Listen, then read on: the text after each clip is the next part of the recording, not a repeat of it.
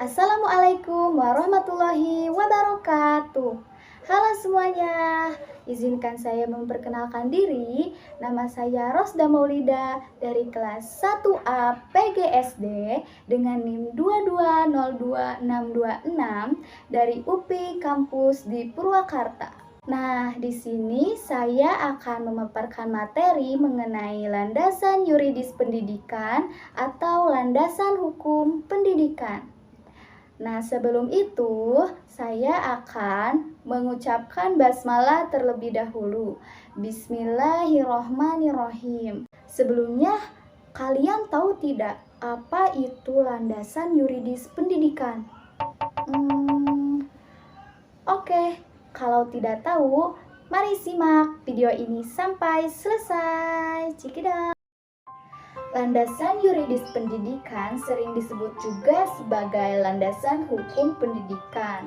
Nah, landasan yuridis pendidikan ini adalah asumsi-asumsi yang bersumber dari peraturan perundang-undangan yang berlaku, yang dijadikan titik tolak dalam pendidikan.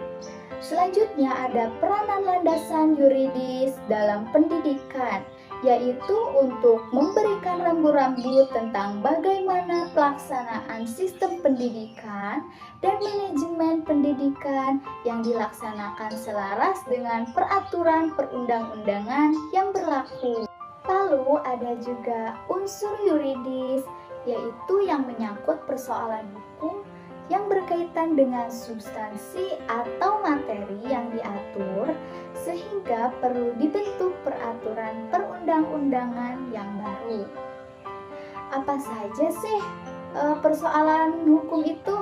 Nah, ada pula beberapa persoalan hukum itu, diantaranya peraturan yang sudah tertinggal, peraturan yang tak harmonis atau tumpang tindih. Lalu ketiga, ada jenis peraturan yang lebih rendah dari perundang-undangan yang menyebabkan daya berlakunya pun lemah. Lalu selanjutnya ada peraturan yang sudah ada namun tidak memadai atau peraturan yang memang sama sekali belum ada. Lalu ada pula beberapa peraturan perundang-undangan yang bersangkutan dengan landasan yuridis pendidikan. Apa saja?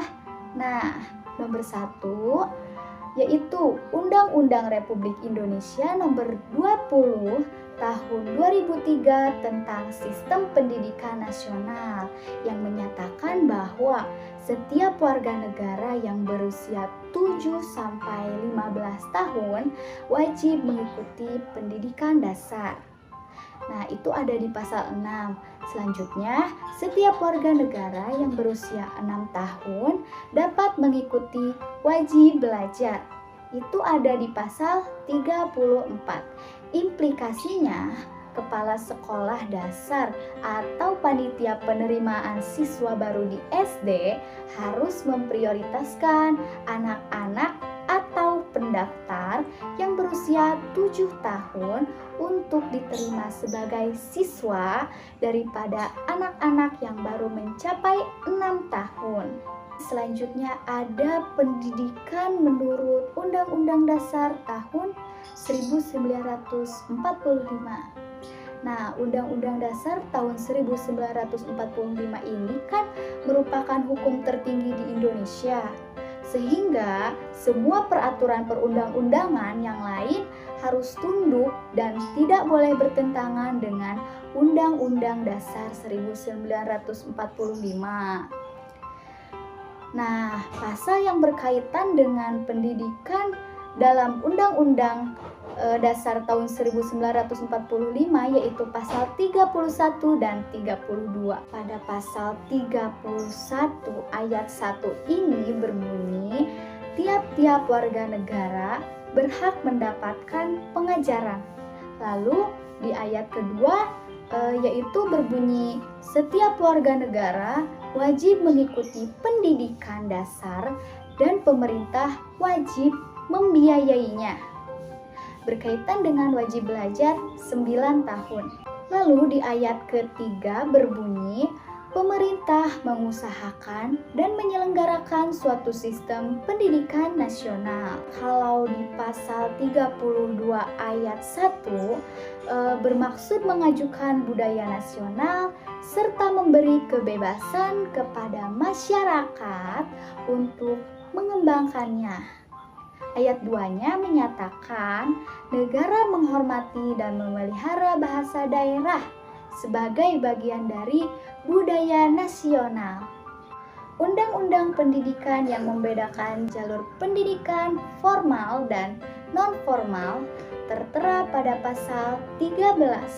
Kemudian ada pasal 15 yang menyatakan bahwa jalur pendidikan formal terdiri atas pendidikan umum, pendidikan kejuruan, pendidikan khusus, pendidikan keagamaan, pendidikan akademik, dan pendidikan profesional. Cukup sekian pemaparan materi dari saya, sehingga dapat disimpulkan bahwa landasan yuridis pendidikan adalah sebuah asumsi yang mana sumbernya dari peraturan perundang-undangan yang berlaku, yang kemudian dijadikan titik tolak dalam pendidikan. Landasan hukum yang diatur dalam perundang-undangan tertulis dalam Undang-Undang Republik Indonesia Nomor 20 Tahun 2003. Isi yang dapat saya ringkas yaitu anak usia 7 tahun harus lebih diprioritaskan untuk mengikuti pembelajaran di sekolah dasar daripada anak yang baru menginjak 6 tahun. Anak usia 7 tahun sampai 15 tahun wajib mengikuti pendidikan dasar. Nah, kalau yang usianya masih 6 tahun, boleh mengikuti program wajib belajar. Jalur pendidikan formal meliputi pendidikan umum seperti SD, SMP, dan SMA. Pendidikan kejuruan seperti SMK. Pendidikan khusus seperti SLB. Pendidikan keagamaan seperti Madrasah Ibtidaiyah, Madrasah Sanawiyah, dan Madrasah Aliyah.